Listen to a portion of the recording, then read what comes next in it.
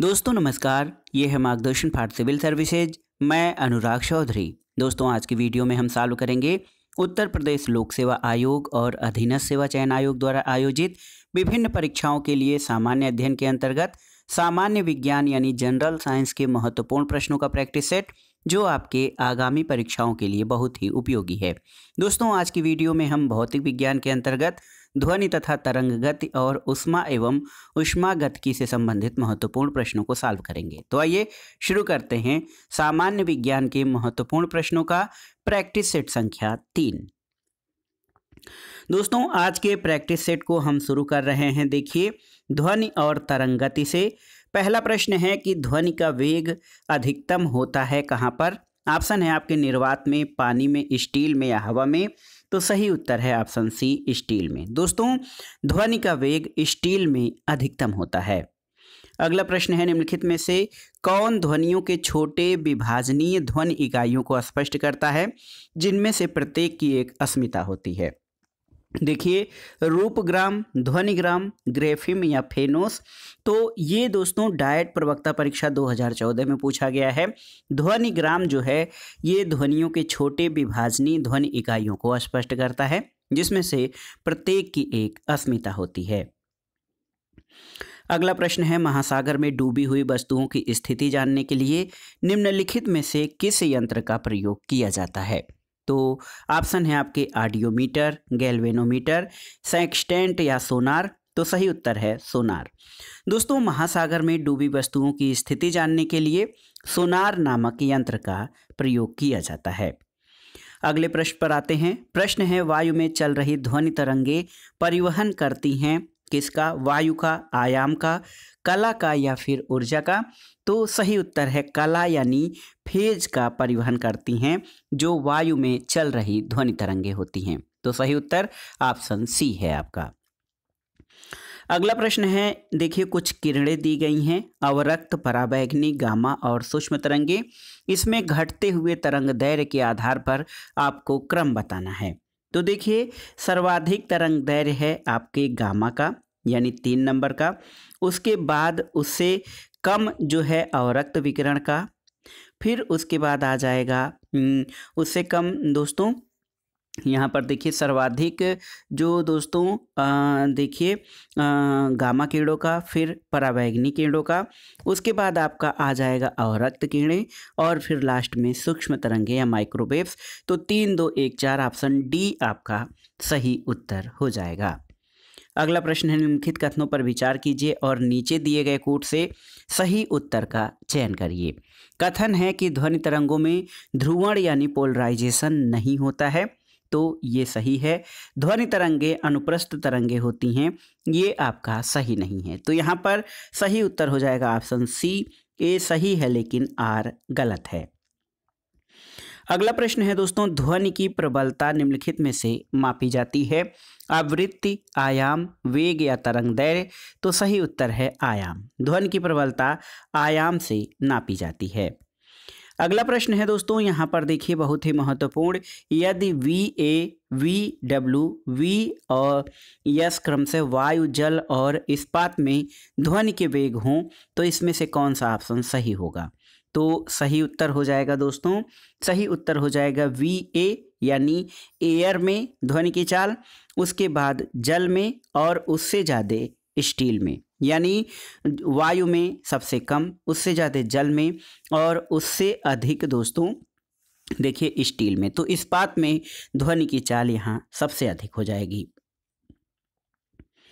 अगला प्रश्न है दोस्तों, जेनिको टेक्नोलॉजी या जेनिको प्रौद्योगिकी क्या है।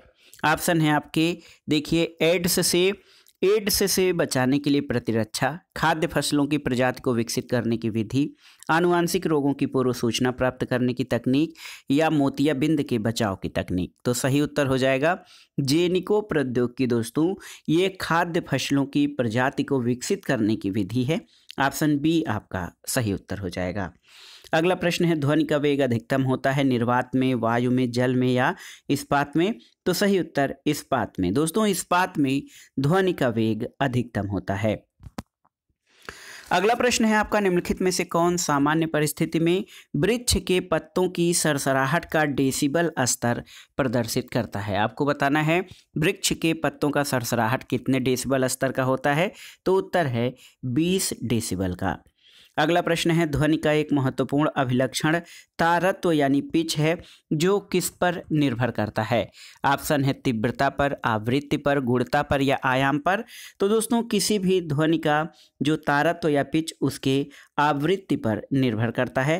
ऑप्शन बी आपका सही उत्तर है। अगला प्रश्न है, गुरुत्वीय तरंगों को पहली बार देखा गया था कब?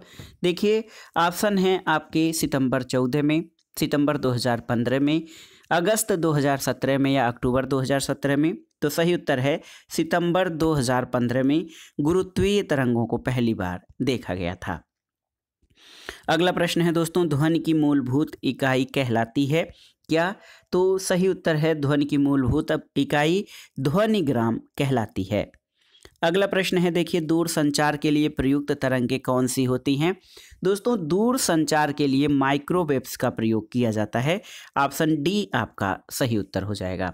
और एक प्रश्न और आता है, रिमोट कंट्रोल जो टीवी का होता है उसके लिए, तो उसके लिए इंफ्रारेड तरंगें यानी अवरक्त किरणों का प्रयोग किया जाता है।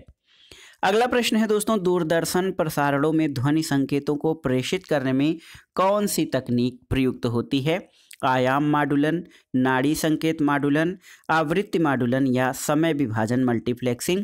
तो दोस्तों दूरदर्शन प्रसारणों में ध्वनि संकेतों को भेजने के लिए आवृत्ति माडुलन यानी फ्रीक्वेंसी माडुलन प्रयोग किया जाता है। ऑप्शन सी आपका सही उत्तर है।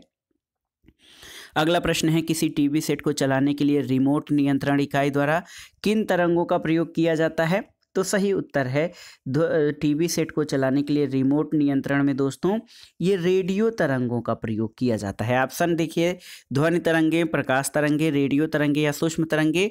तो ये आपकी रेडियो तरंगे प्रयुक्त होती हैं। अगला प्रश्न है दोस्तों, किस स्तर यानी डेसिबल से अधिक की ध्वनि हानिकारक ध्वनि प्रदूषक होता है? ऑप्शन है 30 डेसिबल, 100 डेसिबल, 80 डेसिबल या 120 डेसिबल। तो दोस्तों 80 डेसिबल से अधिक की ध्वनि बहुत ही हानिकारक ध्वनि प्रदूषक है। अगला प्रश्न है, ध्वनि तरंगें देखिए ऑप्शन है निर्वात में चल सकती हैं, केवल ठोस माध्यम में चल सकती हैं, केवल गैसों में चल सकती हैं, ठोस और गैस दोनों माध्यम में चल सकती हैं। तो यहाँ पर दोस्तों ध्वनि तरंगें जो हैं ठोस और गैस दोनों माध्यम में चल सकती हैं। ऑप्शन डी आपका सही उत्तर है। अगला प्रश्न है, निम्नांकित में ध्वनि का वेग अधिकतम होता है निर्वात, द्रव, वायु या धातु में? तो उत्तर है दोस्तों धातुओं में ध्वनि का वेग अधिकतम होता है। तो ऑप्शन डी आपका सही उत्तर हो जाएगा। अगला प्रश्न है दोस्तों, स्पष्ट रूप से प्रतिध्वनि यानी इको सुनने के लिए कितनी परावर्तित सतह और सुनने वाले के मध्य कम से कम कितनी दूरी होनी चाहिए? तो याद रखिएगा 16.5 मीटर। स्पष्ट रूप से प्रतिध्वनि सुनने के लिए परावर्तित सतह और सुनने वाले के मध्य कम से कम 16.5 मीटर की दूरी होनी चाहिए। अगला प्रश्न है दोस्तों, ध्वनि तरंगें नहीं चल सकती हैं कहाँ पर? ठोस में, द्रव में, गैस में या निर्वात में? तो सही उत्तर है निर्वात में ध्वनि तरंगें नहीं चल सकती हैं, क्योंकि इनके चलने के लिए किसी माध्यम की आवश्यकता होती है। अगला प्रश्न है, ध्वनि निम्न प्रकार से चलती है किस रूप में? तो सही उत्तर है ध्वनि जो है अनुदैर्घ्य तरंगों की तरह चलती है। याद रखिएगा ऑप्शन बी आपका सही उत्तर हो जाएगा। अगला प्रश्न है दोस्तों, चमगादड़ अंधेरी रातों में उड़ सकते हैं और अपना शिकार भी कर सकते हैं, इसका कारण क्या है? तो दोस्तों चमगादड़ जो हैं पराध्वनिक तरंगे निकालते हैं और उन्हीं के द्वारा उन्हें आगे के रास्ते या जो अवरोध का पता चलता है। तो अल्ट्रासोनिक वेव्स के नाते दोस्तों ये उनके द्वारा चमगादड़ अंधेरी रातों में भी उड़ सकते हैं। अगला प्रश्न है, पराश्रव्य तरंगों के बारे में निम्नलिखित कथनों पर विचार कीजिए। ये कीड़ों को नष्ट कर सकती हैं, सही है। ये कपड़ों से धूल हटाकर उन्हें साफ कर सकती हैं, सही है। इनका उपयोग बीमारियों के उपचार के लिए किया जाता है और ये स्वचालित दरवाजों को नियंत्रित कर सकती हैं। तो दोस्तों पराश्रव्य तरंगों के बारे में ये चारों कथन सही हैं। ऑप्शन डी आपका सही उत्तर हो जाएगा। अगला प्रश्न है, निम्नलिखित कथनों पर विचार कीजिए। देखिए हृदय जो है अपस्रव्य आवृत्ति पर कंपन करता है, सही है आपका। ध्वनि की गति गैस में द्रव और ठोस की तुलना में अधिक होती है, ये सही नहीं है क्योंकि ध्वनि की गति ठोस में अधिक होती है। मैक संख्या ध्वनि को वर्णित करने के लिए प्रयोग में लाते हैं, सही है। और पराश्रव्य ध्वनि की आवृत्ति 20,000 हर्ट्ज से अधिक होती है। तो सही उत्तर 1, 3, 4 सही हैं दोस्तों। ऑप्शन सी आपका सही उत्तर हो जाएगा। 2 आपका कथन सही नहीं है। अगला प्रश्न है सीटी स्कैन करने में प्रयुक्त की जाती हैं कौन सी किरणें? और रक्त, पराश्रव्य, दृश्य या यक्स किरणें? तो सही उत्तर है एक्स रेज। दोस्तों यक्स किरणें या एक्स रेज का प्रयोग सीटी स्कैन करने में प्रयोग किया जाता है। अगला प्रश्न कथन कारण से संबंधित है। देखिए कथन है आपका अनुरणन विशेषतः बड़े गिरजाघरों और बड़े भवनों में प्रतीत होती है। और कारण है आपका कि दीवार, छत और धरातल से अपवर्त्य ध्वनि परावर्तन हो सकता है। तो सही उत्तर है ए और आर दोनों सही हैं और आर ए की सही व्याख्या करता है। अगला प्रश्न है दोस्तों म्यूजिक कंसर्ट के लिए हॉल की दीवारों को किस तरह का होना चाहिए? तो सही उत्तर है म्यूजिक कंसर्ट के लिए दोस्तों हॉल की दीवारें ऐसी होनी चाहिए जो ध्वनि को अवशोषित कर सके, यानी वो परावर्तित करने वाली न हो। अगला प्रश्न है राडार का प्रयोग मुख्य रूप से किया जाता है किसके लिए? तो राडार दोस्तों इसका प्रयोग रेडियो तरंगों द्वारा वस्तुओं की उपस्थिति और स्थिति ज्ञात करने के लिए किया जाता है। ऑप्शन सी आपका सही उत्तर है। अगला प्रश्न है टेलीविजन दर्शक डिश एंटीना प्रयुक्त करते हुए बरसात में उपग्रह सिग्नल नहीं प्राप्त करते हैं, इसका कारण क्या है? तो सही उत्तर है एंटीना छोटे होते हैं, ये सही है। वर्षा की बूंदें रेडियो तरंगों की ऊर्जा अवशोषित करती हैं, ये भी सही है। और वर्षा की बूंदें रेडियो तरंगों की दिशा को अवक्षेपित करती हैं या मूल दिशा को विचलित करती हैं। तो दोस्तों 1, 2 और 3 यानी तीनों कथन ये आपके सही हो जाएंगे। अगला प्रश्न देखिए आसान सा प्रश्न है पराश्रव्य तरंगें वे ध्वनियाँ होती हैं जिनकी आवृत्ति कितनी होती है? तो पराश्रव्य तरंगें वे ध्वनियाँ हैं जिनकी आवृत्ति 20,000 हर्ट्ज से अधिक होती है। अगला प्रश्न है दोस्तों कॉस्मिक किरणों के संबंध में निम्न कथनों में से कौन सा सही नहीं है? देखिए वे विद्युत चुंबकीय तरंगें होती हैं, ये आपका सही नहीं है। कॉस्मिक किरणें विद्युत चुंबकीय तरंगें नहीं होती हैं, जबकि उनकी तरंग दैर्घ्य बहुत छोटी होती है। वो बहुत अधिक ऊर्जा वाले आवेशित कणों से बनी होती हैं और ये सूर्य से उत्पन्न होती हैं। तो बी, सी, डी सही हैं, ए आपका सही नहीं है। अगला प्रश्न है दोस्तों सोनार में हम किसका उपयोग करते हैं? तो उत्तर है सोनार में पराश्रव्य तरंगों का प्रयोग किया जाता है। अगला प्रश्न है दोस्तों नज़दीक आती रेलगाड़ी की सीटी की आवाज़ बढ़ती जाती है जबकि दूर जाने वाली रेलगाड़ी के लिए घटती जाती है, ये फिनोमिना किसका उदाहरण है?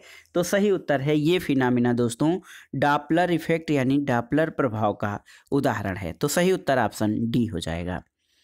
अगला प्रश्न है ऊष्मा और ऊष्मागतिकी, इससे संबंधित जो प्रश्न है परीक्षाओं के लिए महत्वपूर्ण उनको देख लेते हैं। प्रश्न है दोस्तों देखिए शरीर की सतह से स्वेदन यानी पसीना बहने द्वारा जल की हानि निर्भर करती है किस पर? तो देखिए केवल वातावरण के तापमान पर, केवल वातावरण की नमी पर, ए और बी दोनों पर। तो सही उत्तर है दोस्तों शरीर से सतह से स्वेदन यानी पसीना बहना जल की हानि निर्भर करती है केवल वातावरण के ताप और वातावरण की नमी यानी दोनों पर। अगला प्रश्न है दोस्तों थर्मस फ्लास्क में लंबे समय तक तरल पदार्थ गर्म या ठंडा रहता है क्योंकि ऊष्मा की कोई हानि अथवा प्राप्ति नहीं होती है।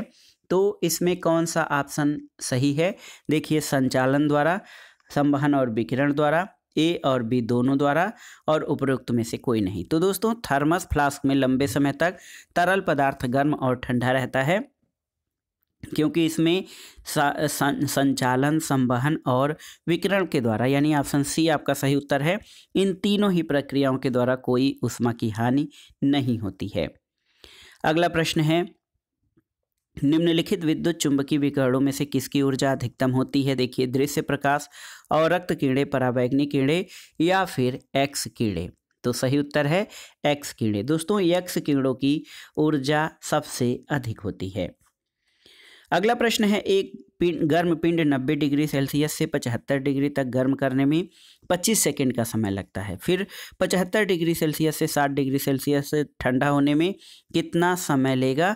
तो सही उत्तर हो जाएगा 25 सेकंड से अधिक समय लेगा ये 75 से 60 डिग्री सेल्सियस ठंडा होने में। अगला प्रश्न है, निम्नलिखित कथनों पर विचार कीजिए। कथन है कि यदि फ्रीजर पर बर्फ इकट्ठी होती है तो रेफ्रिजरेटर में शीतलन बुरी तरह प्रभावित हो जाता है, और कारण है कि बर्फ एक दुर्बल चालक है। तो सही उत्तर ऑप्शन ए हो जाएगा। कथन और कारण दोनों सही हैं और कारण कथन की सही व्याख्या करता है। अगला प्रश्न है दोस्तों, जब सीले या मुलायम बिस्कुटों को थोड़ी देर के लिए फ्रिज के अंदर रखा जाता है तो वो कुरकुरे हो जाते हैं, इसका कारण क्या है? दोस्तों, फ्रिज के अंदर आर्द्रता कम होती है और इसलिए अतिरिक्त नमी अवशोषित हो जाती है। इसी कारण सीले बिस्किट जो है वो फ्रिज में रखने पर थोड़ी देर बाद कुरकुरे हो जाते हैं, क्योंकि फ्रिज जो है वो हमारा आर्द्रता और तापमान दोनों का नियंत्रण करता है। अगला प्रश्न है, निम्नलिखित अवस्थाओं में किसमें गीले कपड़े सबसे जल्दी सूखेंगे? आपको बताना है। दोस्तों, गीले कपड़े सूखने के लिए आर्द्रता कम और तापमान अधिक होना चाहिए। तो सही उत्तर है 20% आर्द्रता और 60 डिग्री तापमान पर गीले कपड़े सबसे जल्दी सूखेंगे। जबकि आर्द्रता जब अधिक होगी, यानी 100% आर्द्रता है, तो उसके बाद चाहे कितना भी तापमान रहे उतना जल्दी कपड़े नहीं सूखेंगे। अगला प्रश्न है, रेफ्रिजरेटर में खाद्य पदार्थ ताज़ा रखने के लिए सुरक्षित तापमान कितना है? तो सही उत्तर है 4 डिग्री सेंटीग्रेड। अगला प्रश्न है दोस्तों, गर्मियों में सफ़ेद कपड़े पहनना ज़्यादा आरामदेह होता है, क्यों? तो इसका कारण है कि वे अपने ऊपर पड़ने वाली सारी ऊष्मा को परावर्तित कर देते हैं, जिससे हमें कम गर्मी लगती है। इसीलिए गर्मियों में सफ़ेद कपड़े और ठंडियों में जो है रंगीन कपड़े पहने जाते हैं। अगला प्रश्न है, कौन सा कथन सही नहीं है? एयर कंडीशनर और एयर कूलर दोनों ही तापक्रम नियंत्रित करते हैं, सही है। एयर कंडीशनर और एयर कूलर दोनों ही आर्द्रता नियंत्रित करते हैं, ये सही नहीं है। एयर कंडीशनर आर्द्रता नियंत्रित करता है परंतु एयर कूलर आर्द्रता नियंत्रित नहीं करता है, सही है। दोनों वायु की गति नियंत्रित करते हैं। तो दोस्तों, ऑप्शन बी आपका सही उत्तर नहीं है। क्यों? क्योंकि एसी यानी एयर कंडीशनर ये आर्द्रता और तापमान दोनों नियंत्रित करते हैं, जबकि एयर कूलर आर्द्रता नियंत्रित नहीं करता है। अगला प्रश्न है दोस्तों, शीतकाल में जब झील की ऊपरी सतह का पानी बर्फ में बदल जाता है फिर भी जलीय जंतु जीवित रहते हैं, इसका कारण क्या है?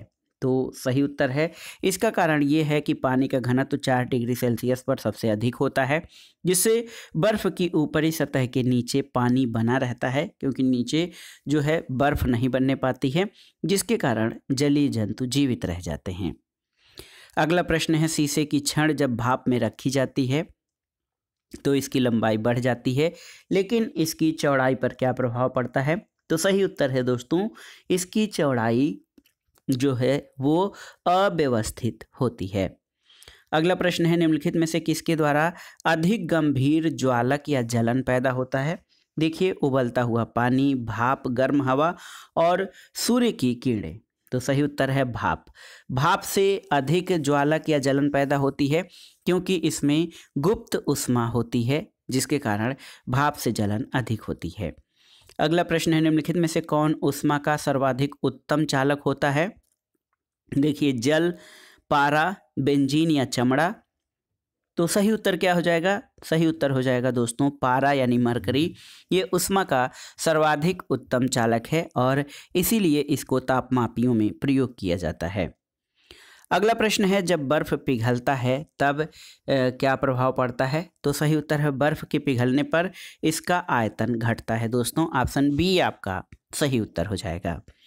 अगला प्रश्न देखिए, कथन कारण से संबंधित है। कथन है, बर्फ़ का टुकड़ा पेय को ठंडा बना देता है। कारण है, बर्फ़ पिघलाने के लिए पेय से गुप्त ऊष्मा लेता है, जिससे पेय ठंडा हो जाता है।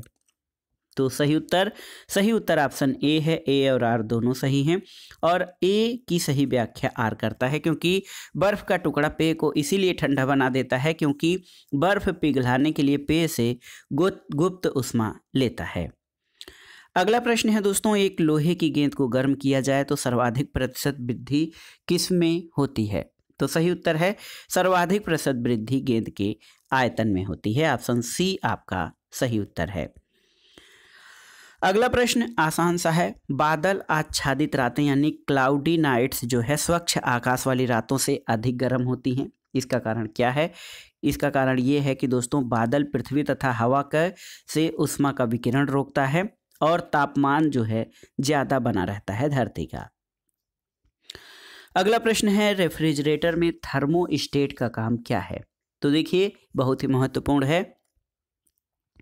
एक समान तापमान को बनाए रखना रेफ्रिजरेटर में थर्मोस्टेट का काम होता है। अगला प्रश्न है दोस्तों, यदि एक चाय के प्याले में चाय को 90 डिग्री सेल्सियस से 80 डिग्री सेल्सियस तक ठंडा होने में ठीक 1 मिनट का समय लगता है तो 70 डिग्री सेल्सियस से 60 डिग्री सेंटीग्रेड तक ठंडा होने में कितना समय लगेगा? तो सही उत्तर है दोस्तों ये ठीक 1 मिनट का समय लगेगा। तो ऑप्शन बी आपका सही उत्तर हो जाएगा। अगला प्रश्न है, सूची 1 का सूची 2 से सुमेलन करिए। देखिए जल का क्वथनांक कितना होता है? जल का क्वथनांक दोस्तों ये 373 केल्विन या 100 डिग्री सेल्सियस होता है। मानव शरीर का सामान्य तापमान कितना होता है? तो ये होता है 310 के यानी 310 केल्विन।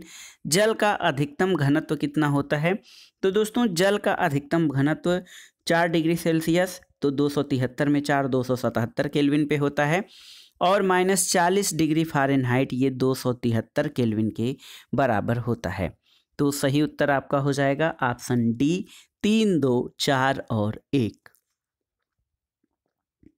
अगला प्रश्न है दोस्तों, कथन और कारण से संबंधित है, आपको बताना है। देखिए बहुत ही महत्वपूर्ण है।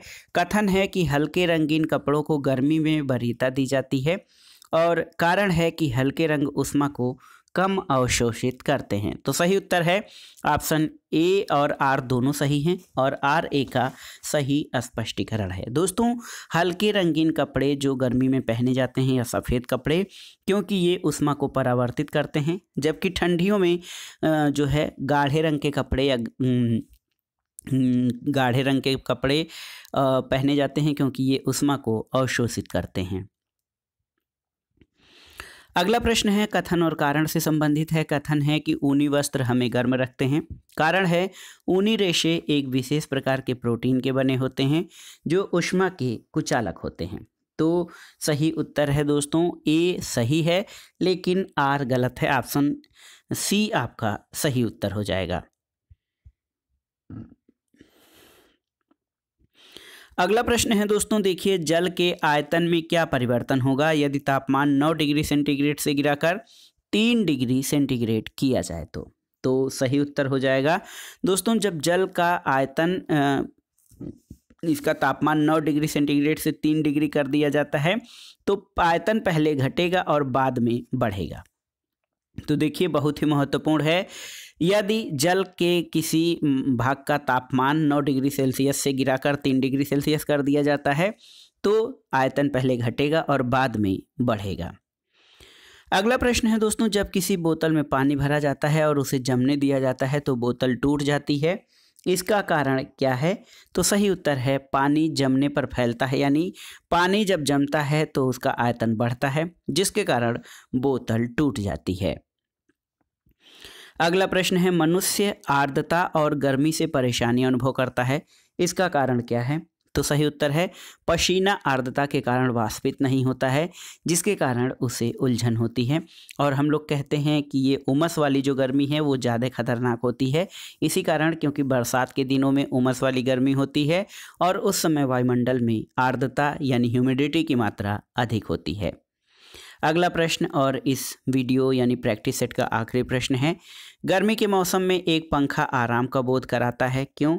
तो सही उत्तर है क्योंकि हमारा पसीना अधिक गति से वाष्पित होता है और हमारा शरीर जल्दी ठंडा हो जाता है जिस कारण गर्मी के मौसम में पंखा आराम का बोध कराता है। तो दोस्तों ये था आज का प्रैक्टिस सेट।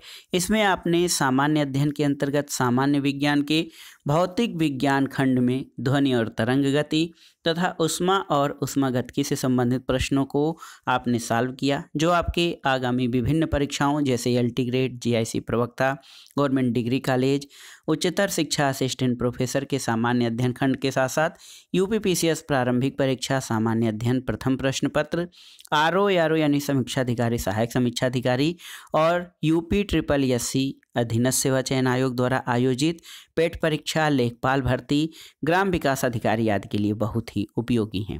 वीडियो आपको कैसा लगा हमें कमेंट बॉक्स में ज़रूर बताइएगा। वीडियो को लाइक करें, शेयर करें और इस चैनल मार्गदर्शन फॉर सिविल सर्विसेज को सब्सक्राइब करें। वीडियो देखने के लिए धन्यवाद दोस्तों, नमस्कार।